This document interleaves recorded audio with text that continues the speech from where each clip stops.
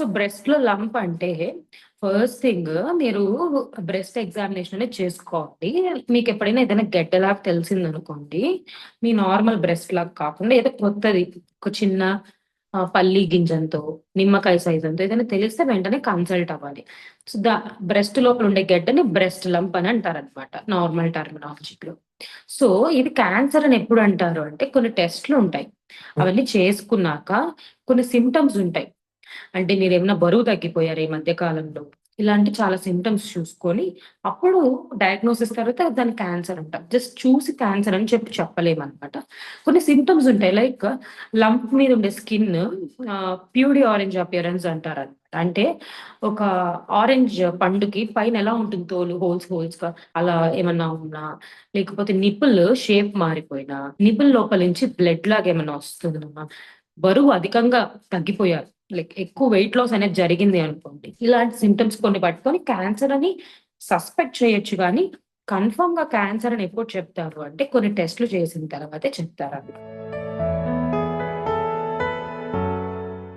Breast లో lump అనేది non cancer అయినా ఉండొచ్చు, క్యాన్సర్ రిలేటెడ్ అయినా ఉండొచ్చు అండి. సో యూజువల్లీ నాన్ క్యాన్సర్ అంటే లైపోమా అంటారు, అంటే కొవ్వుగడ్డ అంటారు, అది అయి ఉండొచ్చు. ఫైబ్రోఅడినోమా అంటారు, అది కొంచెం కొవ్వుగడ్డకు సిమిలర్ గానే ఉంటుంది, అదే ఉండొచ్చు. ఇట్లా చాలా రీజన్స్ అయితే ఉంటాయి. ఎస్పెషల్లీ ఫీడింగ్ ఇచ్చే వాళ్ళలో పాలు కూడా గడ్డ కట్టేసి అట్లా గడ్డలు ఉండొచ్చు. ఇట్లా రెండోది వచ్చి క్యాన్సర్ గడ్డలు అనమాట. అవి ఎలా ఉంటాయంటే ఇనీషియల్ గా చిన్నగా ఉంటాయి, రోజుల్లోనే పెద్దగా అయిపోతాయి. అండ్ ఇందాక డిస్కస్ చేసినట్టు నిపుల్ నుంచి బ్లడ్ రావడం, దాని పైన ఉన్న స్కిన్ అంతా పకరింగ్ అవ్వడం, ఇలా అంతా అవుతూ ఉంటుంది అనమాట. సో ఇవి సహజంగా వచ్చే కారణాలు. ఎప్పుడైతే గెడ్డ గమనించారో ఇమీడియట్ గా డాక్టర్ ని కన్సల్ట్ అయితే మంచిదండి. అండ్ సెకండ్ థింగ్, మీరు కన్సల్ట్ అయ్యే లోపల మీరు అబ్జర్వ్ చేస్తారు కదా సైజ్. కొంతమంది పేషెంట్స్ ఎలా చెప్తారంటే, నాకు 1 year నుంచి ఆల్మోస్ట్ అంతే సైజ్ ఉంది మేడం, సో ఇంకా పెరగడం గానీ అట్లా ఏం లేదు అంటారు. సో అప్పుడు మోస్ట్లీ అంత భయపడాల్సింది అవసరం లేదు అని అర్థం అనమాట. కానీ కొంతమంది ఎలా చెప్తారంటే, గమనించినప్పుడు చాలా చిన్నది ఉందిగా, ఒక వారం 10 రోజుల్లోనే చాలా సైజ్ పెద్దదవ్వడం, జ్వరం రావడం ఇట్లంతా జరుగుతూ ఉంది అని చెప్తారు. సో ఇలాంటి వాళ్ళు త్వరగా రిపోర్ట్ అవ్వాల్సి ఉంటుంది అనమాట. సో నార్మల్ బ్రెస్ట్ అంతా ఎలా ఉంటుంది, ఇట్లా టచ్ చేస్తే పల్ప్ ఆఫ్ ద ఫింగర్స్ తో సాఫ్ట్ గా అలా ఉంటుంది, ఇలా రొటేషన్ మూమెంట్స్ లో. కానీ లంప దగ్గర టచ్ చేస్తే మీకు చిన్నది గెడ్డలా తగులుతుంది అనమాట, కొంచెం హార్డ్ గా ఉంటుంది. So depending upon the underline condition, మీకు ఏ లంప్ ఉంది అనే దాన్ని బట్టి టెక్స్చర్ అనేది మారుతుంది. ఇప్పుడు క్యాన్సర్ గడ్డలు గట్టిగా రాయిలా ఉంటాయి అనమాట, వేరే కొవ్వు గడ్డలు అవన్నీ సాఫ్ట్ గా ఉంటాయి. సో ఇట్లా ఒక్కొక్క కండిషన్ బట్టి ఒక్కొక్క టెక్స్చర్ లో అయితే ఉంటుంది. ఫస్ట్ అయితే మనం బ్రెస్ట్ స్కాన్ అనేది చేస్తామండి. ఎస్పెషల్లీ 35 లోపల అట్లా ఏజ్ ఉండే వాళ్ళకి, 35 అబోవ్ ఉండే వాళ్ళకి, 35-40 ఆ ఏజ్ అండ్ అబోవ్ ఉండే వాళ్ళకి మ్యామోగ్రాఫ్ అని ఇంకో టెస్ట్ ఉంటుందన్నమాట. ఆ టెస్ట్ చేస్తాము. దాంట్లో బైరాట్ స్కోరింగ్ అని చెప్పి ఇస్తారనమాట. అంటే దాంట్లో 6 హెడ్డింగ్స్ ఉంటాయి స్కోరింగ్. సో దాంట్లో వాళ్ళు ఇది చూడ్డానికి ఎలా అనిపిస్తుంది, స్కోర్ 3 స్కోర్ 4 5 అట్లా ఇస్తారనమాట. సో స్కోర్ 1-2 వచ్చి క్యాన్సర్ లేనట్లు, ఇంకా పోయే కొద్ది క్యాన్సర్ లాగా అనిపించవచ్చు అనే స్కోర్ ఉంటుంది. సో ఫస్ట్ అయితే బ్రెస్ట్ స్కాన్, ఏజ్ కనుక ఎక్కువ ఉంటే మ్యామోగ్రఫీ. నెక్స్ట్ దీన్ని బట్టి మనము FNAC or true cut biopsy అని కొన్ని టెస్ట్లు ఉంటాయి అనమాట. అంటే ఇప్పుడు గడ్డ ఇలా ఉందనుకోండి, స్కానింగ్ మూలకంగా స్కాన్ లో చూస్తూ ఒక చిన్న నీడిల్ పాస్ చేస్తారు, పాస్ చేసి గడ్డ లోపల ఉన్న లిక్విడ్ ని తీసి ల్యాబ్ పంపిస్తారు. ఇది ఒక టెస్ట్.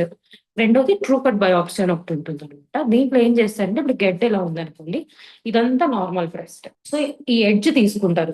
సో ఈ ముక్క కొంచెం, నార్మల్ బ్రెస్ట్ కొంచెం చిన్న ముక్క లాగా తీసుకొని ఇది ల్యాబ్ కి పంపించి చూస్తారు. ఇది బాగా కన్ఫర్మేటరీ లాగా అనమాట. ఎందుకంటే దీన్ని కూడా ప్రిపేర్ చేసి మైక్రోస్కోప్ లో చూస్తారనమాట. ఈ సెల్స్ ఎలా ఉన్నాయి, నార్మల్ గా ఉన్నాయా, రీమాలిగ్నెంట్ అంటే క్యాన్సర్ వచ్చే రకంగా ఉన్నాయా, లేకపోతే క్యాన్సర్ వచ్చేసినట్లే ఉన్నాయా అనేది చూసి క్లియర్ గా చెప్తారు. సో చాలా మంది మనకి పేషెంట్స్ వచ్చే వాళ్ళు అడుగుతారు, మేడం మందులతో తగ్గదా, మందులతో తగ్గదా అని. బ్రెస్ట్ లంప్ ఎప్పుడు మందులతో తగ్గదండి, అది జస్ట్ టెంపరీగా మీకు పెయిన్ తగ్గుతుంది అంతేగాని మందులతో ఎప్పుడు లంప్ అనేది తగ్గదు. దానికి ఒకటి ఎక్స్‌పెక్టెడ్ మేనేజ్‌మెంట్. అంటే పెద్దగా సైజ్ లేదు, ప్రాబ్లమ్ ఏమీ లేదు అంటే కొన్ని రోజులు పోస్ట్‌పోన్ చేయొచ్చు. ఆర్ ఎల్స్ సర్జరీ అనేది మెయిన్ ట్రీట్మెంట్ అన్నమాట. సో, ఆపరేషన్ చేసి అక్కడ దాంట్లో ఉండేదాన్ని తీసేస్తారు. కొంతమందికి యాబ్సెస్ ఉంటుంది. సో, వీళ్ళకి కొన్నిసార్లు ఇన్సిషన్ అండ్ డ్రైనేజ్ అంటారన్నమాట. చేసి ఆ డ్రైన్ చేసేస్తారు. ఏదైతే చీమ్‌లా పట్టుందో దాన్ని డ్రైన్ చేయొచ్చు. సో, అల్టిమేట్ ట్రీట్మెంట్ అయితే సర్జరీ అండి. మెడికల్‌గా మేనేజ్ చేయడానికి కుదరదనమాట లంప్ అనేది. ట్రీట్మెంట్‌లో ఒకవేళ క్యాన్సర్ లేదు అని చెప్పి మనకొస్తదనుకోండి. సో, ఇట్లనే ఆపరేషన్ చేసి ఆ గెడ్డ తీసి దాన్ని ల్యాబ్‌కి పంపిస్తాననమాట. సో, దాంట్లో ఏం రిపోర్ట్ వస్తుందనేది ఇంకా అల్టిమేట్ ఫైనల్ రిపోర్ట్ అన్నమాట. దాంట్లో క్యాన్సర్ ఏం లేదు అంటే ఇంకా అక్కడితో ట్రీట్మెంట్ అయిపోయినట్టు. ఒకవేళ అది క్యాన్సర్ గెడ్డని ముందే తెలిసినా, లేదు పంపించాక క్యాన్సర్ గెడ్డని తెలిసినా దానికి ట్రీట్మెంట్ చాలా డిఫరెంట్‌గా ఉంటుంది. మీకు అది ఏ స్టేజ్‌లో ఉందనే దాన్ని బట్టి కీమోథెరపీ, రేడియోథెరపీ అండ్ ఒక్కొక్కసారి అటు సైడ్ బ్రెస్ట్ అంతా తీసేయాల్సొస్తుంది. మాస్టెక్టమీ అంటారు. ఒక్కొక్కసారి ఆపోజిట్ బ్రెస్ట్‌కి ఛాన్స్ ఉంటుంది అటాక్ అవ్వడానికి అని చెప్పి అటు సైడ్ తీసేస్తారు. 2 గనుక ఇన్ఫెక్ట్ అయితే. సో, బైలేటరల్ మాస్టెక్టమీ అంటారు. సో, క్యాన్సర్ ఉంది అంటే అది ఇంకా సెపరేట్ ఒక ఎంటిటీ అన్నమాట. ఆంకో సర్జన్ మీట్ అవ్వాల్సి ఉంటుంది. వాళ్ళు క్లియర్‌గా మీకు మీ ఎన్నో స్టేజ్‌లో ఉన్నారు. క్యాన్సర్‌లో స్టేజ్‌లు ఉంటాయి కదా! 1, 2, 3, 4 అట్లా. ఎన్నో స్టేజ్‌లో ఉన్నారు, ఏం ట్రీట్మెంట్ అనేది అప్పుడు డిసైడ్ అవుతుంది. సో, ఇది చాలా ఇంపార్టెంట్ అండి. ఎవ్రీ మంత్ మీకు పీరియడ్స్ అయిపోయిన fifth day or sixth day అలా మీరు ఇంట్లో మీరు స్నానం చేసేటప్పుడే 2 బ్రెస్ట్స్ అనేది ఎగ్జామినేషన్ చేసుకోవచ్చు. ఏం చేయాలంటే ఫస్ట్ మీరు ఒక సైడ్ బ్రెస్ట్ ఇప్పుడు example left side breast examine చేసుకుంటుంటే లెఫ్ట్ హ్యాండ్ పైకెత్తేయాలి.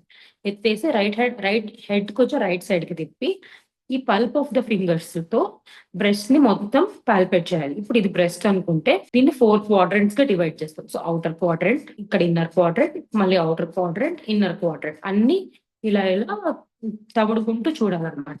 సో, మీకు ఆల్రెడీ మీ బ్రెస్ట్ ఎలా ఉంటది మీకొక ఐడియా ఉంటుంది కదా! సో, ఎప్పుడైనా గెడ్డ కనుక్కుంటే ఆ ఏరియాలో మీకు కొంచెం డిఫరెంట్‌గా తెలుస్తుంది.